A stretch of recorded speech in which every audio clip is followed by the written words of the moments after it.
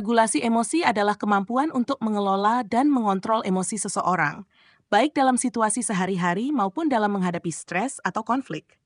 Ini melibatkan kemampuan untuk mengenali emosi, memahami penyebabnya, dan mengambil tindakan yang tepat untuk mengatur respons emosional tersebut.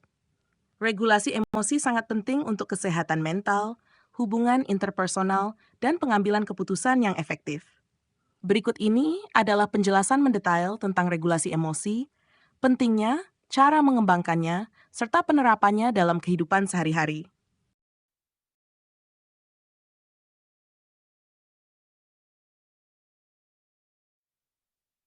Pentingnya regulasi emosi. Kesehatan mental.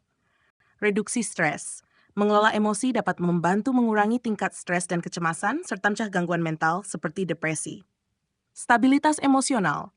Memungkinkan seseorang untuk tetap tenang dan stabil dalam menghadapi situasi sulit atau perubahan. Hubungan interpersonal. Komunikasi yang lebih baik membantu dalam mengekspresikan perasaan dengan cara yang konstruktif, meningkatkan kualitas komunikasi dan hubungan. Empati dan pengertian memungkinkan seseorang untuk lebih memahami dan menghargai perasaan orang lain, memperkuat ikatan sosial. 3. Pengambilan keputusan. Keputusan yang rasional. Dengan mengatur emosi, seseorang dapat membuat keputusan yang lebih logis dan rasional tanpa terlalu dipengaruhi oleh emosi negatif. Pemecahan masalah yang efektif. Emosi yang teratur membantu dalam fokus dan berpikir jernih saat menghadapi masalah. 4. Kesejahteraan fisik. Kesehatan jantung dan tekanan darah.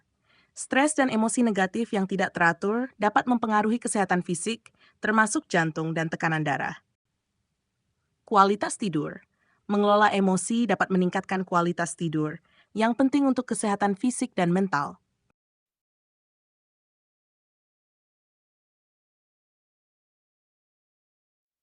Cara mengembangkan regulasi emosi. 1. Kesadaran diri. Mindfulness dan meditasi. Praktik mindfulness dan meditasi dapat meningkatkan kesadaran diri terhadap emosi dan membantu mengatur respons emosional. Jurnal emosi. Menulis tentang perasaan dan pengalaman emosional dalam jurnal membantu mengenali pola emosi dan pemicunya. Teknik relaksasi. Teknik pernapasan dalam dapat membantu menenangkan sistem saraf dan mengurangi respons emosional yang berlebihan. Relaksasi otot progresif. Mengencangkan dan merilekskan otot-otot secara bergantian dapat membantu mengurangi ketegangan fisik dan emosional. 3. Pemikiran positif, reframing, mengubah cara pandang terhadap situasi yang menimbulkan stres atau emosi negatif dengan melihat sisi positifnya. Afirmasi positif. Menggunakan afirmasi positif untuk mengubah pola pikir negatif dan meningkatkan kepercayaan diri. 4. Pengelolaan stres. Olahraga teratur. Aktivitas fisik dapat membantu mengurangi stres dan meningkatkan suasana hati. Hobi dan aktivitas yang menyenangkan. Melakukan aktivitas yang disukai dapat membantu mengalihkan perhatian dari stres dan meningkatkan kebahagiaan. 5. Komunikasi terbuka. Berbicara tentang perasaan, membiasakan diri untuk berbicara tentang perasaan dengan teman, keluarga, atau terapis dapat membantu mengatur emosi. Mendengarkan aktif. Mendengarkan dengan penuh perhatian ketika orang lain berbagi perasaan mereka juga penting dalam mengembangkan regulasi emosi.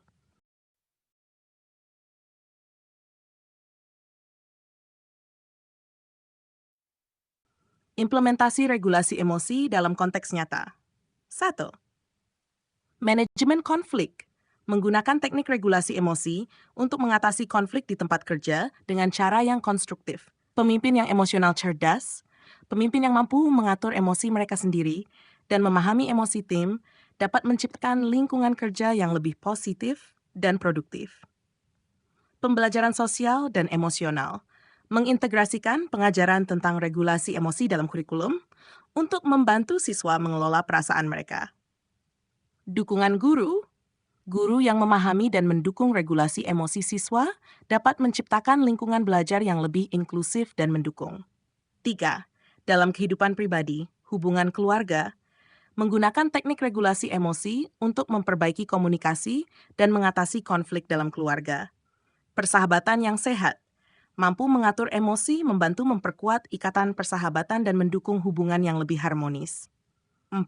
Dalam komunitas, komunikasi komunitas, Mempromosikan regulasi emosi dalam komunikasi komunitas untuk meningkatkan kohesi dan dukungan antar anggota. Inisiatif kesejahteraan emosional mendukung program atau kegiatan yang fokus pada kesejahteraan emosional dalam komunitas.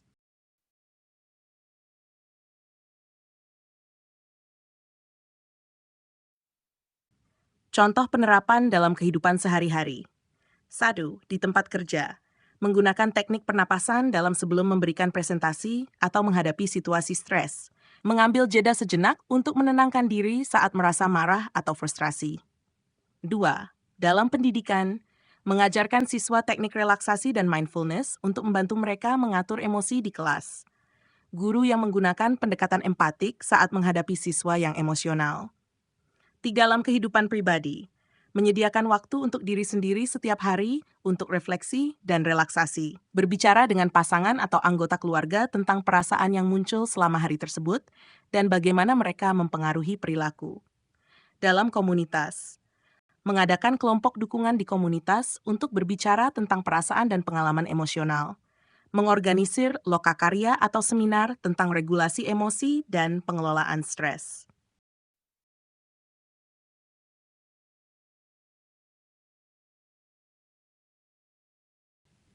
Kesimpulan, praktik berempati adalah keterampilan penting yang membantu membangun hubungan yang kuat, meningkatkan komunikasi, mendukung keberagaman dan inklusi, serta mendukung pengembangan pribadi.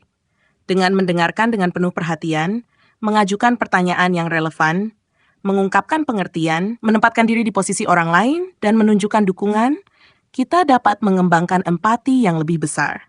Implementasi praktik berempati dalam berbagai konteks, seperti tempat kerja, pendidikan, kehidupan pribadi, dan komunitas, membantu menciptakan lingkungan yang lebih harmonis, inklusif, dan mendukung.